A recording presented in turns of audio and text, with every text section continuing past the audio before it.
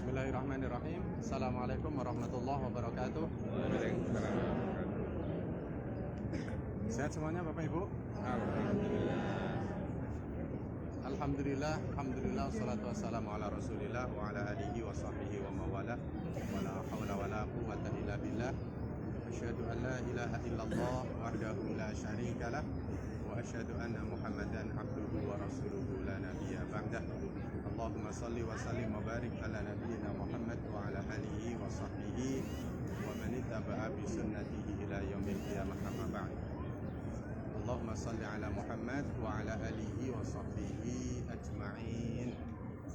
Bapak Ibu yang dimuliakan Allah, alhamdulillah bersyukur kita kepada Allah Subhanahu wa taala pada kesempatan yang sangat-sangat mulia ini. Alhamdulillah kita berada di tempat yang sangat mulia dan di hari yang sangat mulia. Jadi mestinya kita ini orang-orang yang mulia Bapak Ibu ya. Amin ya rabbal alamin. Kita ini berada di Khairul Ahyan. Tadi Mas Ahyan tadi namanya Khairul Ahyan, adalah sebaik-baik waktu. Dan kita juga berada di Khairul Makan, sebaik-baik tempat, sebaik-baik waktu, karena hari ini hari Jumat. Rasulullah mengatakan khairu yaumin tala'at alaihi syamsu yaumul jum'ah. Sebaik-baik hari di mana matahari terbit adalah hari Jumat. Dan Rasulullah juga mengatakan khairul biqa fil ardi masajiduha. Sebaik-baik tempat yang ada di muka bumi adalah masjid-masjidnya. Apalagi masjid yang kita sekarang ada adalah satu dari 3 masjid yang dimuliakan oleh Allah Subhanahu wa taala, yang dianjurkan untuk dikunjungi. Jadi kita umat Islam itu dianjurkan oleh Allah dan Nabi untuk mengunjungi. Pertama adalah Masjidil Haram, kemudian yang kedua Masjid Nabawi ini, kemudian satu lagi mana? Masjidil Aqsa. Ada 3 masjid yang kita ini diperintahkan oleh Allah maupun oleh Nabi kita Muhammad Sallallahu Alaihi Wasallam untuk ibaratnya bersusah-susah payah. Ya, kalau tidak punya uang, ibaratnya suruh nabung-nabung dulu, suruh membuat rencana. Ya, kalau plesir kemanapun, ke negara manapun tidak ada perintahnya. Tetapi kalau untuk 3 masjid ini Rasulullah mengatakan la tusyaddur rihal illa li thalath. Kalian tidak perlu untuk menyusahkan diri dengan membuat rencana, baik itu rencana waktu maupun juga biaya, kecuali untuk pergi ke 3 masjid, yaitu Masjidil Haram, Masjid Nabawi, dan Masjidil Aqsa.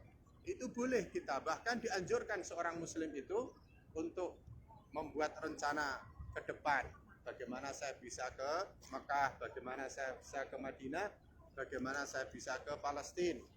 Ini karena 3 masjid yang ada hubungannya dengan para nabi dan perjalanan sejarah Islam.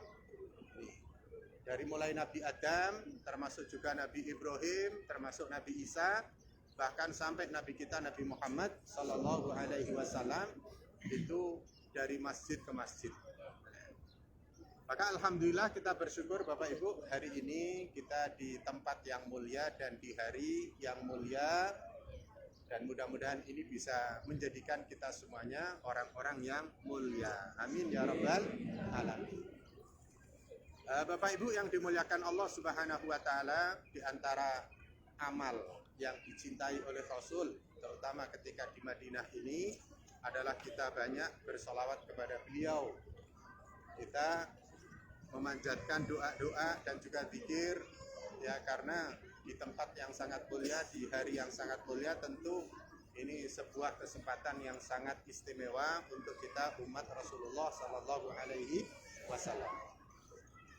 Bapak Ibu, kita berada di halaman masjid. Dulu namanya Madinah itu adalah Yasrib, ya. Namanya kota Yasrib sebelum Rasulullah datang hijrah ke Madinah ini. Kemudian setelah beliau datang ke Madinah, beliau rubah namanya menjadi Madinah Al-Munawwarah, sebuah kota yang bercahaya. Dulunya ini adalah kebun Bapak Ibu, kebun korma, ya. Dan Masjid Nabawi itu tadinya kecil. Rumah Rasulullah itulah Raudhah. Jadi Raudhah itu adalah tempat tinggal Rasulullah Sallallahu Alaihi Wasallam, rumah yang sangat kecil. Karena beliau itu berada di kamar, sekaligus di situ tempat istirahat beliau, bahkan sampai wafatnya juga berada di kamar beliau. Maka jadilah itu menjadi taman. Raudhah itu artinya adalah taman. Kemudian ketika beliau itu membuka pintu, otomatis itu masuk masjid. Ketika dari masjid membuka pintu, masuk rumahnya. Begitulah tempat tinggal Rasulullah Sallallahu Alaihi Wasallam, seorang pemimpin yang sangat-sangat mulia. Dulu hanya kecil sekali ya, kemudian diperluas karena setiap khalifah yang memimpin selalu berusaha untuk memperluas sampai sekarang ini. Dan sekarang ini Masjid Nabawi ini kurang lebih 23 hektar. 23 hektar. Jadi seperti dakwah Rasulullah selama 23 tahun, 13 tahun di Mekah dan 10 tahunnya ada di Madinah ini. Maka halaman masjid ini kurang lebih adalah 13 hektar dan dalamnya itu adalah 10 hektar. Dan ini masih kita berada di Masjid Nabawi atau masih ada di tanah haram. Bapak Ibu yang dimuliakan Allah Subhanahu wa taala, pada pagi kesempatan ini kita bisa berkumpul seperti ini. Tentu ini adalah sebuah sesuatu yang bukan tiba-tiba tetapi direncanakan oleh Allah Subhanahu wa taala. Ini biasanya kalau musim Ramadan Bapak Ibu, ketika setelah asar tempat-tempat ini tempat untuk berbuka. Jadi disiapkan makan semuanya, tinggal jamaah itu suruh datang. Jadi kalau Ramadan itu bukan rebutan makanan tetapi rebutan jamaah. Saking banyaknya makanan justru orang itu direbut.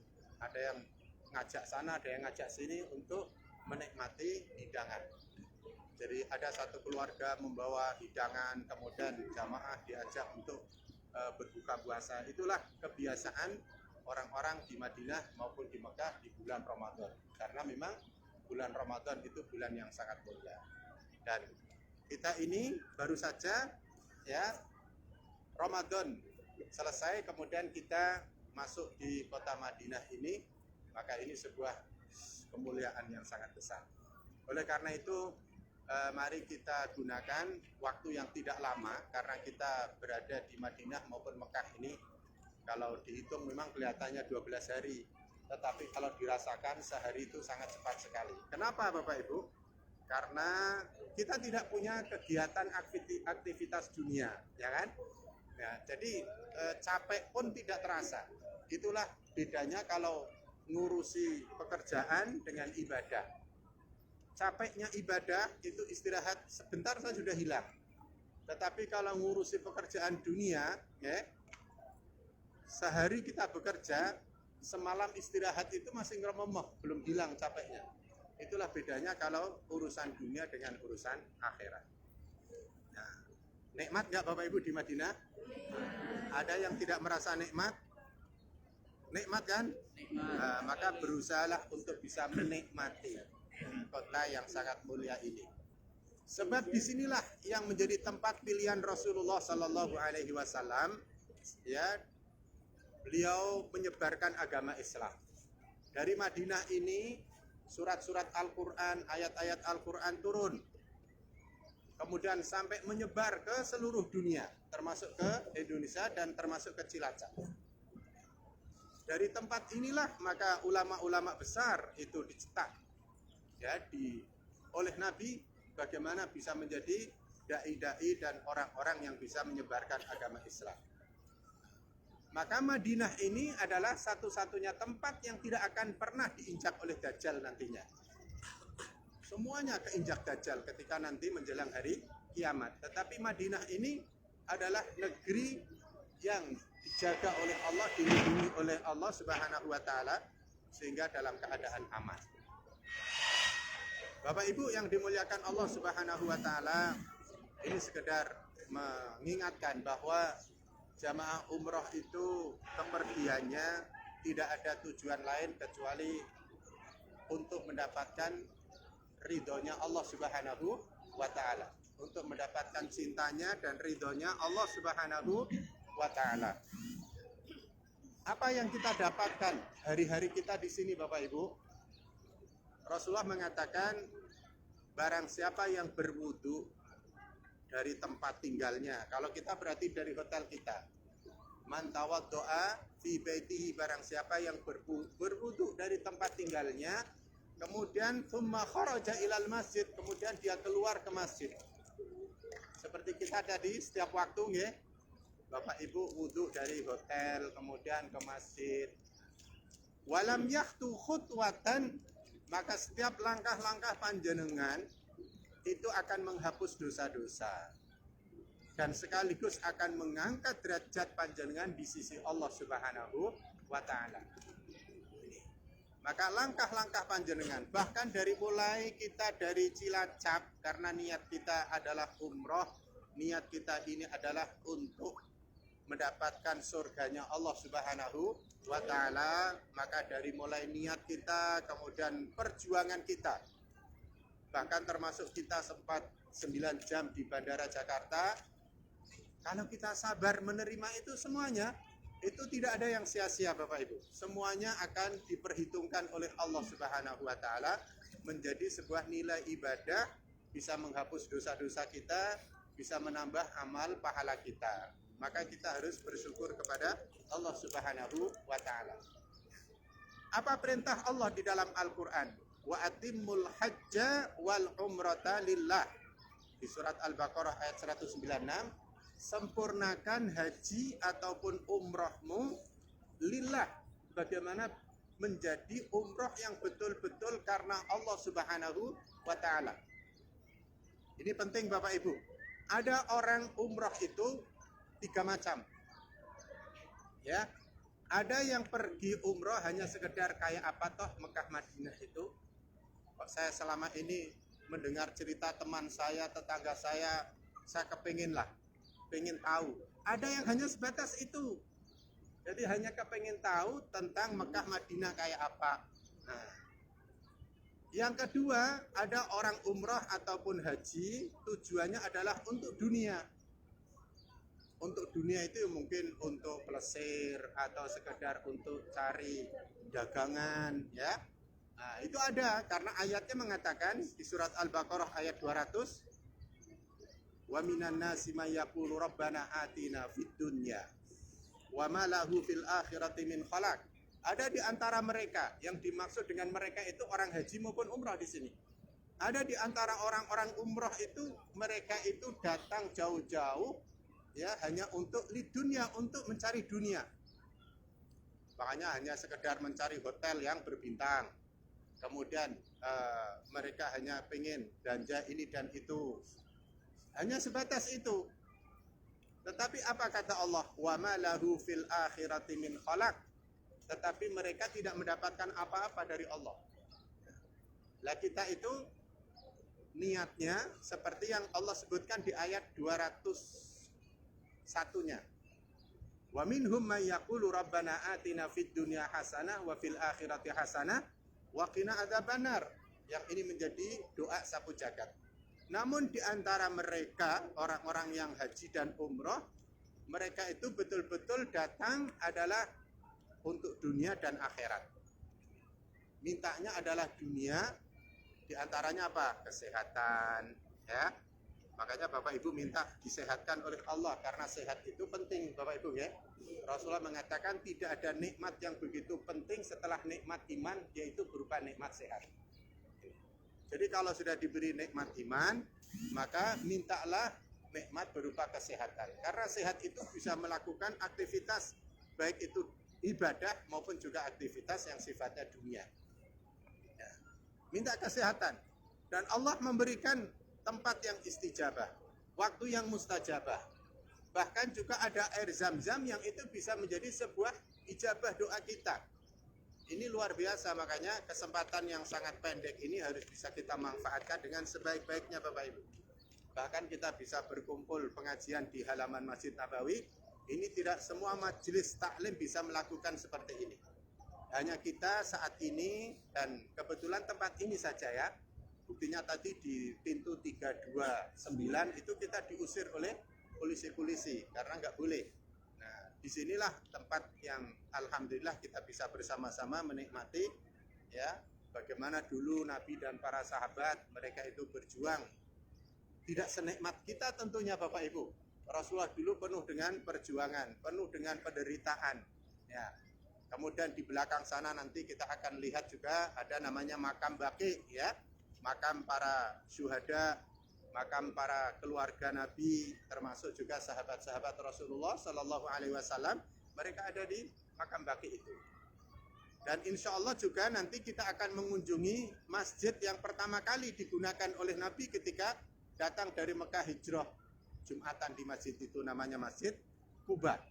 Maka itu menjadi masjid yang punya keistimewaan, yaitu barang siapa yang berwudu dari rumah kemudian menuju ke Masjid Quba itu, maka dia mendapatkan pahala seperti pahala umroh. Berapa pahala umroh itu Bapak Ibu? Jangan jangan mikir biayanya. Umroh itu gratis. Ya. Umroh itu gratis, jangan kemudian berarti 27 juta ya, 30 juta, bukan. Umroh itu gratis. Haji itu gratis Bapak Ibu. Betul kan? Coba kalau jenengan itu tinggalnya di Madinah, mau umroh bayar apa enggak? Ya enggak. Berarti pahala sholat 2 rakaat di Masjid Quba itu seperti pahala kita tawaf, pahala seperti kita sah. Itulah yang harus dipahami. Jangan kemudian saya mau sholat 2 kali biar dapat 60 juta misalnya. Ya. Jadi pahala sepadan dengan kita ibadah umroh. Artinya kalau di Makkah sana, orang itu bisa umroh berkali-kali. Seminggu bisa 2 kali misalnya. Ya, walaupun yang benar tuntunannya itu sekali 1 perjalanan adalah 1 umroh. Itu yang benar sesuai dengan anjuran. Tapi boleh orang itu umroh lebih dari sekali. Tapi ada syaratnya. Ya, ada syaratnya. Setelah rambutnya itu bisa dicukur lagi. Karena tahalul itu bagi bapak-bapak kan gundul. Jadi kalau misalnya 5 hari sudah tumbuh, nah bisa dicukur lah, itu bisa untuk umroh. Sekarang kalau gundul hari ini bisa umroh lagi, ya kerok apanya coba? Tidak ada, kulit-kulitnya gitu sampai berdarah-darah. Ya. Dan bagi bapak ibu itu berbeda. Nah ini kebanyakan yang tidak difahami. Kalau bapak-bapak itu ketika cukur itu kalau tidak pendek ya gundul. Tidak ada istilah simbolis, hanya beberapa rambut tidak ada, karena kita mengikuti Allah dan Rasul. Kalau Allah mengatakan di dalam surat Al-Fatah itu muhallikin atau muqassirin, mau gundul atau mau dipendekkan. Kalau gundul mendapatkan pahala yang lebih banyak lagi, didoakan oleh Nabi sampai 3 kali. Dan Allah siap membalas dari 1 helai rambut kita dengan kebaikan. Ini bapak ikhlas nggak nanti rambutnya dibersihkan di Mekah? Ikhlas kan? Ada orang umrah itu nggak mau gundul Pak, malulah nanti saya kalau gundul. Tapi karena kita ini umrahnya karena Allah, ya, seperti ayat tadi, sempurnakan umrahmu karena Allah, maka hati kita, niat kita, amalan-amalan kita hanya minta kepada Allah Subhanahu wa Ta'ala. Ini panjenengan Bapak Ibu, ini sebuah rahasia penting. Kalau betul-betul berdoa kepada Allah, berdoalah minta yang sangat bermanfaat. Ya, misalnya bisa ke sini dengan keluarga, bisa ke sini berkali-kali, mumpung di sini, ya. Kalau tidak semua orang itu dipanggil oleh Allah Subhanahu wa Ta'ala. Minta agar keluarga kita dijadikan keluarga yang baik, soleh dan solehah. Rumah tangga kita rumah tangga yang sakinah, mawaddah, warahmah. Minta kepada Allah Subhanahu wa Ta'ala. Karena kita ini tamunya. Tamu itu kalau minta biasanya diberi toh Pak. Nah, kalau kita bertamu kepada teman kita misalnya, ada air putih enggak? Wah, malah ditawari lebih dari itu. Minta nambah masih diberikan. Itu bertamu kepada manusia. Kita ini sebagai tamunya Allah Subhanahu wa Ta'ala yang punya segala-galanya, yang bisa berbuat apa saja. Lillahi ma fis samawati wa ma fil ardh. Allah itu yang memiliki apa saja, langit dan bumi seisinya, bahkan bisa datang ke sini itu karena kehendak Allah Subhanahu wa taala. Nah, inilah maka satu akhlak yang harus kita miliki sebagai seorang umroh adalah kita harus berhati ikhlas. Kemudian jangan ada sedikit pun rasa sombong. Jangan ada sedikit pun rasa suudzon kepada siapapun, terutama kepada Allah, ya, kepada Allah. Ini. Jadi apapun yang terjadi Bapak Ibu, kembalikan kepada Allah dengan cara husnudzon. Ini. Karena yang namanya haji dan umroh itu pasti ada masalah. Haji dan umroh itu pasti ada masalah Bapak Ibu. Bayangkan yang namanya haji, itu penyelenggaranya siapa? Pemerintah kan? Pemerintah Indonesia, dari mulai Menteri Agama, kemudian juga Departemen Luar Negeri, kemudian imigrasi, semua terlibat itu kalau urusan haji. Karena ada kesehatannya, ada urusan luar negeri, dalam negeri. Bayangkan, pasti ada masalah. Logikanya, yang menangani pemerintah itu nggak ada masalah, betul nggak? Pemerintah Indonesia dengan pemerintah Saudi kerjasama yang luar biasa. Tapi kenyataannya pasti ada masalah.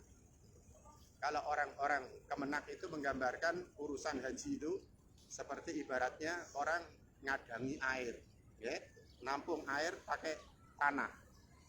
Ketika di sini bocor, tambahi, bocor ke sini, tembel sini, bocor sana. Jadi yang namanya haji dan umrah itu memang oleh Allah dibuat ada masalah. Ada masalah. Bagaimana kita itu bisa menerima masalah itu dengan hati lapang? Kami selaku travel Bapak Ibu tidak sedikit pun punya pikiran bagaimana nanti biar lama di bandara, itu tidak ada. Semuanya kepengennya lancar kan. Nah, tapi Allah yang berkehendak. Allah yang berkehendak, ternyata sampai bandara kemudian harus tunggu lama dan sebagainya. Nah, hal-hal yang seperti ini itulah yang harus diterima oleh jamaah umrah dengan berhusnudzon. Kalau orang itu mencari nikmat, ya, itu tidak akan dapat. Ada orang haji misalnya atau umroh, pokoknya nanti saya ke Madinah, saya pengennya dirumati, pengennya diurusi, kepengennya di ini. Malah biasanya orang yang seperti ini dibalik oleh Allah menjadi orang yang harus ngurusi orang lain. Makanya ada cerita nyata Bapak Ibu. Ada seorang kaya Bapak Ibu, kemudian dia punya asisten. Ya, dia berangkat umroh. Dia kepengennya ngajak asistennya karena apa? Nanti biar dia yang ngurusi kami. Nah, kalau butuh ini biar asisten rumah saya yang ngurusi. Begitu sampai di sini, apa yang dibuat oleh Allah?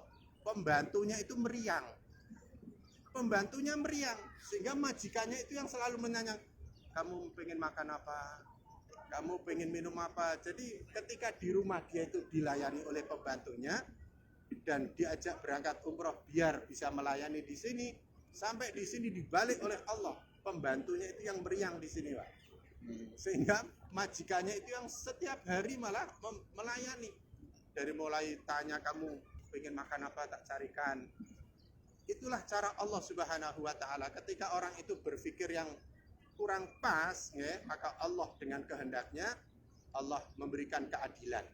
Nah, maka ketika kita di Mekah, di Madinah ini Bapak Ibu, nggak usah kita kemudian sedih, bingung, ya. Waduh, nanti saya tersesat nih, nanti saya gimana, nggak tahu jalan. Allah Bapak Ibu, ya, kita ini tamunya siapa? Tamunya Allah. Jadi jangan menyalahkan siapapun, udah ya Allah, beristighfar saja. Terutama di Mekah. Kalau di Madinah ini lebih gampang karena bapak-bapak sendiri, ibu-ibu sendiri. Nanti kalau di Mekah campur baur, campur baur luar biasa. Sholatnya lebih kacau daripada di Madinah ini. Nah, karena apa? Di situ ada Ka'bah yang 24 jam untuk orang-orang tawaf. Makanya Bapak Ibu harus mandiri. Lah, mandiri ini dibutuhkan keimanan yang kuat dengan Allah. Ketika bingung, beristighfarlah kepada Allah. Minta kepada Allah agar Allah yang menunjukkan jalan. Walaupun sudah dikasih tahu Bapak Ibu pintunya 326 ya. Ya sudahlah kalau memang lagi lupa ya. wira-wiri lewati itu nggak kelihatan. Nggak kelihatan, tapi begitu astagfirullah, ya ini 326. Tadi saya berapa kali lewat sini, itu bisa terjadi seperti itu. Jadi karena lupa kepada Allah, apalagi kemudian menyombongkan. Allah ngerti aku lah, ini kan sudah dikasih tahu di WA, kecil. Nah, itu sebagian dari bentuk kesombongan. Itu bisa langsung ditutup oleh Allah Subhanahu wa Ta'ala. Ya, makanya hati-hati, di Mekah Madinah ini adalah kota suci, ya, ini adalah merupakan kota para nabi, tidak seperti di tempat-tempat yang lain. Tidak seperti di negara, walaupun negara besar, Amerika, Jepang, dan lain sebagainya, itu tidak ada hubungannya dengan Al-Quran. Tetapi Mekah Madinah ini adalah menjadi sumber daripada Islam, sumber daripada Al-Quran. Oleh karena itu Bapak Ibu, sekali lagi kesempatan yang tidak banyak dan tidak lama ini, mari kita manfaatkan. Kan kita belum tentu setiap bulan kesini ya. Kita juga belum tentu setiap tahun kesini kan Bapak Ibu. Ya kan? Nah, makanya minta kepada Allah Subhanahu wa Ta'ala. Kemarin saya Januari di sini, tapi nggak boleh kumpul di sini karena masih jarak semeter, apalagi kumpul seperti ini nggak boleh. Tapi dengan Januari, Februari, Maret ke April sudah dibebaskan, dan Pak jenengan lihat banyak orang-orang sini sudah tidak pakai masker. Artinya memang sudah aman, ya. Kemarin kalau tidak pakai masker, polisi langsung nangkap kita. Tetapi ini polisinya juga tidak pakai, menunjukkan ini adalah aman. Dan ini sesuatu yang sangat penting, nikmat yang sangat besar. Makanya Nabi Ibrahim itu ketika datang ke Mekah, pertama yang diminta apa Bapak Ibu? Aman. Nih, wa idz qala Ibrahim rabbi ij'al hadza aminan.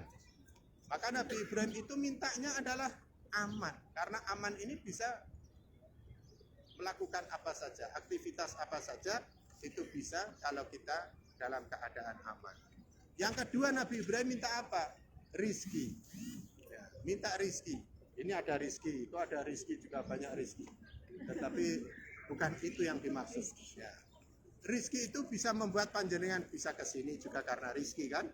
Nah, panjenengan bisa haji juga rizki. Bisa ngurusi keluarga, semuanya bisa, itu karena rizki. Orang Islam itu harus sukses. Orang Islam itu harus punya rizki banyak. Karena kalau rizki itu ditangani orang yang benar, pasti akan menjadi baik. Tetapi kalau rizki itu di tangan orang yang tidak baik, maka itu bisa menuju kepada neraka. Seperti kemarin saya singgung Bapak Ibu, di Mekah Madinah itu, karena doanya Nabi Ibrahim, ya, warzuk minas samarat, dan berikanlah rizki Mekah Madinah ini ya Allah, dari buah-buahan, rizki yang melimpah. Makanya Mekah Madinah itu tidak ada apa-apa, tidak ada apa-apa Bapak Ibu. Jangan melihat apa tanaman, jangankan tanaman rumput aja nggak ada kan, kelapa nggak ada, budin nggak ada, pisang nggak ada, apalagi sawah terbentang nggak ada. Beda ketika kita dari Cilacap ke Jakarta lewat tol Cipali, kanan kiri itu sawah semuanya. Artinya stok makanan perut kita. Nah, tapi di Mekah Madinah ini tidak ada apa-apa Bapak Ibu. Tidak ada apa-apa, tetapi apa saja ada. Nasi melimpah, lauk pauk melimpah. Tidak ada sungai di sini Bu, tidak ada sungai. Ya, di Indonesia itu berapa sungai coba? Saking banyaknya nggak hafal kita. Sungai Serayu, sungai ini, sungai. Nah, tetapi yang namanya kebutuhan air di sini itu sangat-sangat melimpah. Yang untuk minum, yang untuk mandi. Di Cilacap itu rumah kita biasa pakai pump, ya. Artinya tidak 323. Tapi airnya kecil. Sementara kita, saya di lantai 14, mandi ya biasa, airnya besar. Coba bayangkan di Indonesia yang sungainya banyak, ya, itu susah. Yang banyak tanamannya, tetapi rizkinya susah. Makanya Mekah ini tidak ada apa-apa, tetapi apa saja ada. Indonesia itu apa saja ada, tetapi tidak ada apa-apa, ya kan? Nah, Indonesia itu apa saja ada, tetapi tidak ada apa-apa. Itulah bedanya. Negeri yang gersang, tetapi makmur. Indonesia negeri yang makmur tetapi tidak sejahtera. Nah, tidak ada minyak goreng. Itu buktinya. Padahal kelapa sawit terbesar adalah Indonesia. Itu contoh. Subur tapi tidak makmur. Kalau di sini walaupun gersang tetapi justru makmur rakyatnya. Ini salah satu sebab karena apa? Karena negeri yang beriman. Karena negerinya negeri beriman kepada Allah Subhanahu wa taala. Hukumnya hukum Allah di sini Bapak Ibu. Orang membunuh ya dibunuh, ya. Orang membegal potong tangannya. Begal lagi potong kakinya. Begal lagi potong tangan satunya. Begal lagi potong. Itulah yang membuat akhirnya hukum itu benar-benar berjalan. Makanya kemarin ketika ada kredit di bandara Jeddah kemarin, termasuk kita imbasnya, itu petugas bandara Jeddah langsung dicopot langsung. Ini, walaupun sebetulnya itu bukan kesalahan yang bersangkutan, tetapi itu sebagai satu bentuk untuk pelajaran. Nah itulah hukum yang berjalan di sini, pakai hukum Allah, hukum Al-Quran, makanya kehidupan itu bisa terwujud. Sebagaimana janji Allah, walakum fil qisasi hayah. Kalau kalian menerapkan hukum qisas, maka kehidupan akan kalian rasakan. Itu hanya ada di Mekah Madinah ini, khususnya di Saudi, Bapak Ibu. Baik Bapak Ibu yang dimuliakan Allah Subhanahu wa taala, ini sekedar untuk mengingatkan sekali lagi bahwa hari ini hari Jumat, banyaklah kita bersolawat, beristighfar kepada Allah, ya, apalagi nanti setelah asar itu juga merupakan waktu yang mustajab. Minta panjenengan kepada Allah apa saja yang panjenengan inginkan yang untuk kebaikan dunia dan akhirat. Ya, dan juga kita berada di tempat yang sangat-sangat mulia, makanya kita manfaatkan. Banyak ibadah, banyak langkah-langkah ke masjid. Boleh belanja, karena belanja itu juga bisa menjadi sebuah kebaikan untuk menyenangkan keluarga ataupun teman-teman kita yang perlu dikasih hadiah, ya. Karena menggembirakan saudaranya itu pahala besar, ya. Pahala besar.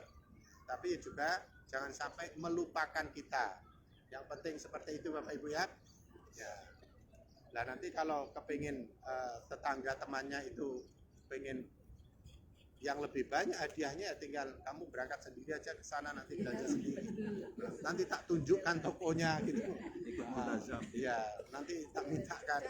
Nah, seperti itu. Ya, artinya panjenengan bisa menjadi dakwah.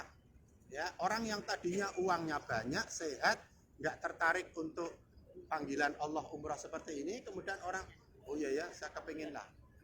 Nah sekarang orang uangnya banyak, tidak untuk haji, tidak untuk umroh, untuk apa Bapak Ibu? Ya kan? Yang bisa menjadi bekal akhirat itu kan yang kita gunakan untuk Allah Subhanahu wa taala. Makanya Allah itu sangat mudah mengembalikan biaya yang panjenengan keluarkan. Makanya minta ganti kepada Allah. Ya Allah, saya sekeluarga berangkat, ini banyak ya Allah, saya keluarkan. Saya minta ganti ya Allah. Boleh nggak seperti itu Bapak Ibu? Boleh. Rasulullah itu menyuruh ketika sandal cepitmu itu rusak, mintalah kepada Allah. Kalau mintanya kepada Allah itu boleh. Tapi kalau minta kepada sesama manusia, itu malah menjadi hina. Sering minta, lemah, semakin hina kita. Itulah maknanya iyyaka na'budu wa iyyaka nasta'in. Hanya kepadamu ya Allah saya menyembah, dan hanya kepadamu ya Allah saya meminta. Maka minta apa saja Bapak Ibu. Nah, kalau yang sepuh-sepuh ini tentunya permintaannya sudah jelas. Mintanya adalah husnul khotimah. Itu sebuah akhir yang paling baik, menjadi pintu pembuka untuk di alam kubur dan alam akhirat mendapatkan kebaikan dari Allah Subhanahu wa taala. Baik demikian Bapak Ibu, karena kita masih ada agenda untuk orientasi tempat ya. Bagi yang belum tahu, ini kan penting, kita akan sambil melemaskan kaki kita, ya, membuang yang ada asam urat, yang ada kolesterol, ya, karena kita hanya makan, makanya perlu untuk menggerakkan kaki, Ya, sambil kita jalan-jalan nanti ke belakang masjid, kita akan lihat ada baqi, kemudian juga ada tempat imam keluar masuk, termasuk ada jenazah keluar masuknya di sana, termasuk juga nanti melewati rumah Rasulullah, kubah hijau, kemudian nanti itu kita lewat sana sampai ke tempat kembali lagi. Baik, sehingga sampai hotel sudah mulai lapar, kita bisa sarapan makan Bapak Ibu ya. Setuju nggak? Setuju. Baik. Demikian Bapak Ibu, kurang lebihnya mohon maaf ya Bu. Ini kan sholat di Masjid Nabawi kan yang saya tanyakan, ketika kita sholat di dalam masjidnya langsung dengan kita di pelataran, apakah masih sama? Ya, sholat di Masjid Nabawi itu mendapatkan pahala sampai berapa? 1000 kali lipat. Ya, itu pahala secara umum. Siapa saja yang di areal ini maka mendapatkan itu. Paham Bu ya? Tapi bagi yang bisa sholat masuk dalam dapat tambahan lagi. Yang sholat di shaf pertama bagi bapak-bapak dapat tambahan lagi. Itu seperti kalau kita sholat di masjid-masjid kita. Asal sholat berjamaah, maka dapat 27 derajat. Ya, itu siapa saja. Tetapi bagi yang datangnya itu sebelum azan, dapat poin lagi. Yang kemudian dia itu nemui takbiratul ihram, imam, dapat poin. Yang ada di shaf pertama dapat lagi. Jadi kalau di sini 1000 kali lipat itu pahala standar. Kalau yang mau dapat lebih banyak lagi, ya itu lakukan yang lebih sempurna. Maka ayatnya tadi kan sempurnakan haji dan umrohmu, menyempurnakan. Makanya sering saya sampaikan Bapak Ibu ya, kalau panjenengan kayak kemarin tuh naik pesawat, bayangkan naik pesawat saja harus nunggu berapa jam? 4 jam kan mestinya. Itu nunggu pesawat. Kalau naik kereta juga nunggu kan? Apa ditinggal kereta? Orang mau naik bis, naik kereta, naik pesawat itu pasti nunggu. Artinya sebelum kendaraan itu jalan, penumpang harus sudah siap standby. Itu hikmahnya di situ. Sholat itu mestinya kita bisa menunggu. Sebelum adzan kita sudah menunggu. Itu yang lebih utama sehingga kita mendapatkan pahala yang lebih seperti itu. Baik, seperti itu Bapak Ibu ya. Saya kira cukup, mudah-mudahan bermanfaat. Kita akhiri dengan doa. Subhanakallahumma bihamdika asyhadu an la ilaha illa anta astaghfiruka wa atubu ilaik. Wassalamualaikum warahmatullahi wabarakatuh.